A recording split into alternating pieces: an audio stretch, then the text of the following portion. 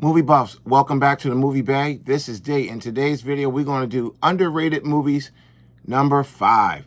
10 underrated movies number 5. Without further ado, let's dive in and take a look at 10 movies that I consider to be underrated, unloved, or underappreciated. They might not be to you, but these are just 10 movies I want to highlight from my collection that I want to just kind of bring to the forefront for you guys to check them out. You may have heard of these, you may not have. Let's dive in and take a look. Starting with 1993's Alive.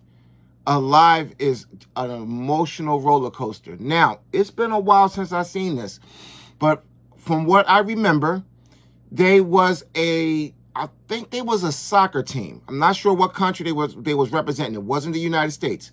They was traveling, their plane was traveling, I do believe it was over the Indies. I do believe. And of course, they had engine trouble. The plane went down at the top of a mountain. And people died on impact. There was quite a few survivors, but they all started dying off from different things. Some had infections from broken bones that got infected. It was just a mess. A lot of people died. At the end, it was only 3 survivors. And this is based on a true story. This really happened. They was on Oprah. The remaining survivors was on Oprah to tell their story. This movie is an emotional roller coaster. They even resorted to cannibalism to survive up on that mountain. They was up there for a while. This is a crazy movie based on a true story. It's called Alive. If you've never seen or heard of Alive, you need to check this one out. I'm not sure what formats it's on. This DVD has been in my collection a long time. You see the Hollywood video sticker? I don't know where you live at, if you had Hollywoods where you live at, but I'm over here on the East Coast in Philly. We had plenty of Hollywood videos. But anyway, Alive. A great, great movie that never comes up in conversation. It never makes list or anything. So I wanted to bring this one up. Next up is the year 2000. Robert De Niro, Cuba Gooding Jr., Men of Honor. Man, this is a fantastic movie. Men of Honor is it's a very inspirational movie. Cuba Gooding Jr. plays he becomes a master diver. He started, I'm trying to remember, it's been a while, but his goal was to become a Navy master diver. And he had got hurt really bad and he lost a foot. Basically, I'm not going to tell you how it happened. I want you to watch the movie, but he lost a foot. But he was able to achieve his goal, but there was things in his way. It was during a time when race relations in the United States wasn't the world's greatest. It wasn't as bad as it was before this time, but it still wasn't where it is today. You know what I mean? So he had a lot of things against him, but the movie was so inspiring. And Robert De Niro was just, I wouldn't say he was a friend to him, but he was a friend without being a friend. You know what I mean? He was somebody, he was his backbone. He pushed him. He guided him. He trained him. Great movie, Men of Honor, Robert De Niro, Cuba Gooding Jr. A very inspirational movie with an awesome ending. Next up, this is one that caught me off guard my damn self. I didn't know anything about this. And I was in my local mom and pop store when I picked this one up. This is 2014's Cold in July. Man, wow, what a great movie this is. Caught me right off guard. I never heard of this one, and I'm a movie buff, so I'm just bringing this one out. You may not have heard of this one either. You got Michael C. Hall, Sam Shepard, and Don Johnson. So basically, Sam Shepard character he hears a noise in his house in the middle of the night. He gets up, he shoots the would-be burglar, but then the burglar dad, who's a big-time criminal, rolls into town. Oh, man, it just leads to him wanting revenge, and you know the type of movie. You know the deal. He wants revenge, and he doesn't get it, and fantastic movie, Cold in July. You need to check this one out. Next up, we got 1999's Jeff Bridges and Tim Robbins. I love Jeff Bridges. Arlington Road. This is basically a movie all about paranoia and conspiracy. This movie really shows that how paranoid people can be when they have been through a traumatic experience in their life, and that paranoia can be ill, or it could be good. Sometimes paranoia can save you. Sometimes it can really harm you. Arlington Road is really about one man's deep paranoia with his past that's affecting his future. But is he right or is he wrong for his paranoia? You watch Arlington Road and you let me know, was he right or was he wrong? Next up, Last Man Standing, Bruce Willis, 1996. Last Man Standing featuring Bruce Willis. This got a really good cast in here. Yeah, Bruce Willis, Christopher Walken as, what was his character? It was a big, intimidating character. I forget. Fantastic movie. So basically, what happens is Bruce Willis rolls into town. He's basically a gun for hire, basically. And he wasn't staring. He looked at the guys. I guess they was the bodyguards. They was walking the boss's lady across the street. And Bruce Willis, he stopped. And he just looked up. And the guys attacked his car, broke his tail lights, and busted his mirrors and busted his windows and all of that. So he had to leave the car in town to get fixed. Meanwhile, he started pitting the gangs against each other. Yo, you got to check this one out. I can't sit here and give the whole movie away, but just know that Bruce Willis' character, he is an absolute SOB in here.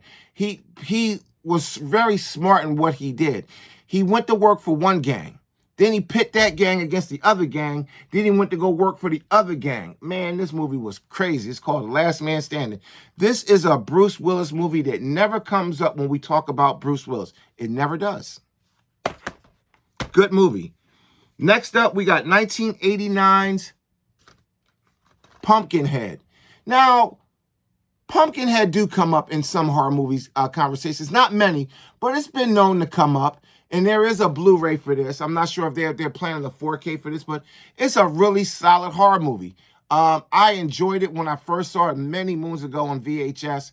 I got it on DVD here. I know there is a Blu-ray out there for it. It's a really good movie. So Pumpkinhead, what happens? These kids roll through this little rural town, and there's a man and his son there. He's going to the store, and the little boy, they started playing with the little boy. The one kid on a motorcycle, he hit and kills the little boy. The dad, the grieving father, take his son to these witches, and we'll leave it there. I want you to check this one out. It's called Pumpkinhead. It's a really good horror movie from back in the day. Now, again, it's a cheesy horror movie. You watch it today, it's going to seem cheesy, but it's still good. The plot is intact. The story is intact. The acting is intact. It's just the effects of the monster and stuff, but it's a good movie. Next up, this is one that I really, really like. I remember the first time I saw this movie, and I dug it. And this is one that come off the shelf.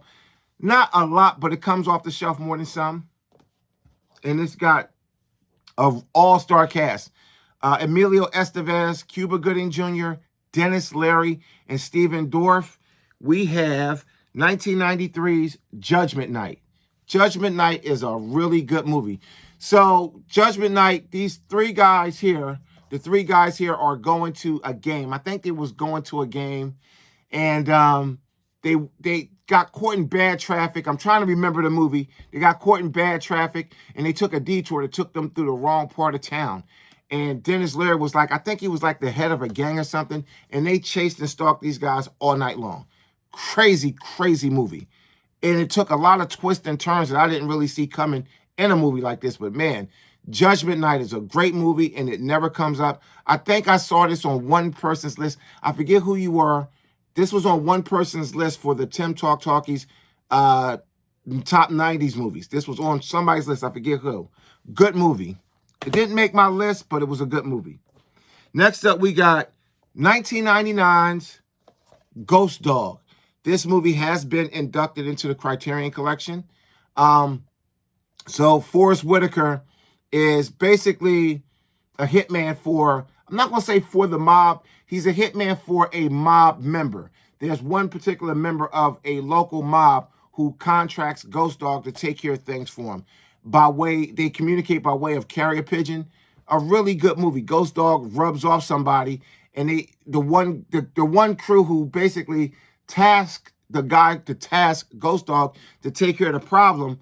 Well, Ghost Dog took care of the problem, but there was a witness there. Oh, it turned out to be a train wreck, but Ghost Dog is a phenomenal movie. I try not to give out everything with the movie because these are underrated movies in my opinion. So I'm assuming that somebody's going to watch this who never watched this video, who never saw this movie. So I don't want to give away too much of the movie. I want you to watch it.